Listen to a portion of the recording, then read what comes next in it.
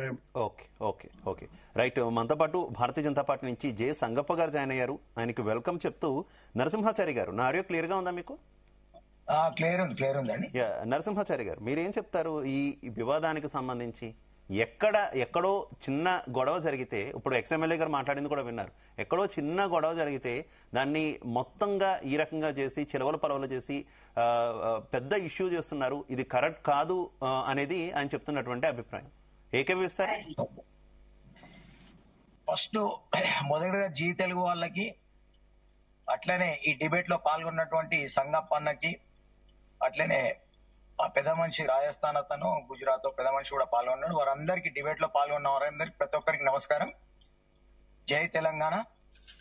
విషయం ఏంటంటే, ఇక్కడ పుట్టినటువంటి రాజస్థానీ వాళ్ళకి కానీ, మార్వాడి వాళ్ళకి కానీ, గుజరాత్ వాళ్ళకి కానీ వ్యతిరేకం కాదు. మేము హైదరాబాద్ లో వ్యాపారాలు చేసుకునే వాళ్ళకి వ్యతిరేకం కాదు ఎవరు కూడా. కేసీఆర్ గారు ముఖ్యమంత్రిగా ఉన్నప్పుడు ఇదే మెదక్ జిల్లాలో తూప్రాన్లో రాజస్థాన్ ఇక్కడ జ్యువెల్లరీ షాప్ పెట్టిన అతను మా స్వర్ణకారుని వేలు పైన కొడితే వేలు కట్ అయిపోయింది. నెత్తి మీద రాడుతో కొట్టితే స్వర్ణకారులు అడ్డు పోతే ఆ రాడు మీద పడి చికెన్ కట్ అయిపోయింది.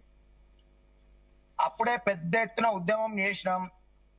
అప్పుడు పార్టీ వాళ్ళు, అన్ని రాజకీయ పార్టీ వాళ్ళు కూడా మాకు సపోర్ట్ చేసారు. పల్లెటూళ్ళల్లో, మండల కేంద్రాల్లో, గ్రామాలలో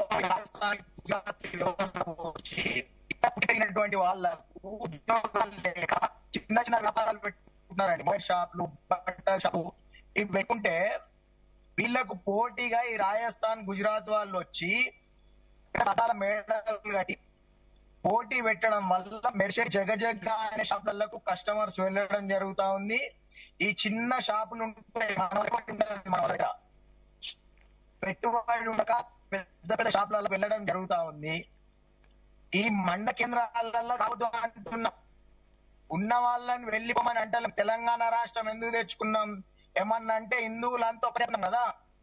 ఆంధ్ర వాళ్ళు మన తెలంగాణ వాళ్ళం కూడా హిందువులమే కదా, వాళ్ళు కూడా మన తెలుగు భాష మాట్లాడే హిందువులే కదా.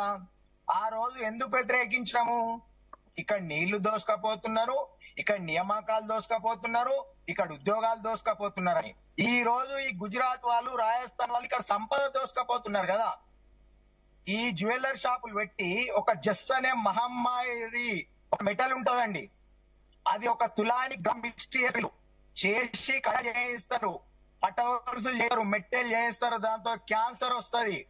వాళ్ళు కూలి లేకుండా కూడా కడాలు చేసిస్తారు. ఇక్కడ స్వర్ణకారుల వద్దకు వస్తే కూలి అడుగుతాం కాబట్టి అక్కడ సేటు, రాజస్థాన్ సేటు కూలి తీసుకుంటలేడు కదా, మార్వాడి సేటు అని చెప్పేసి అక్కడికి వెళ్తారు. దాంట్లో ఏం కలుపుతారో వాళ్ళకి తెలియదు.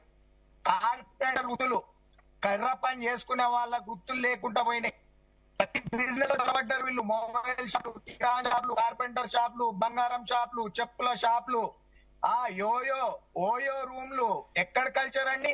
పెళ్లి ముందుకే కలిసి ఉండమని అమ్మాయిలని ఉండమని చెప్పేది ఎక్కడ కల్చర్? ఓయో రూమ్ తీసుకొచ్చింది వాళ్ళని. మన తెలంగాణ, మన హిందూ చారి గారు విషయం అర్థం చేసుకోండి.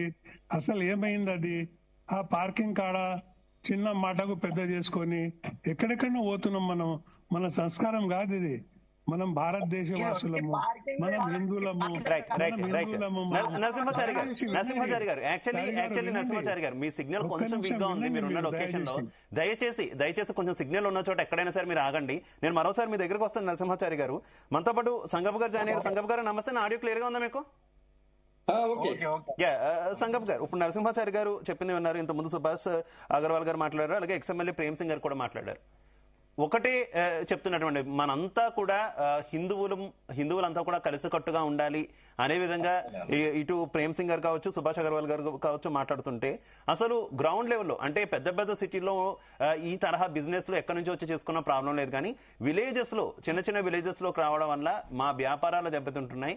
అలాగే కొంతమంది తమ ఆధిపత్యం చూపిస్తున్నారు, మా మీద అటాక్ చేస్తున్నారు.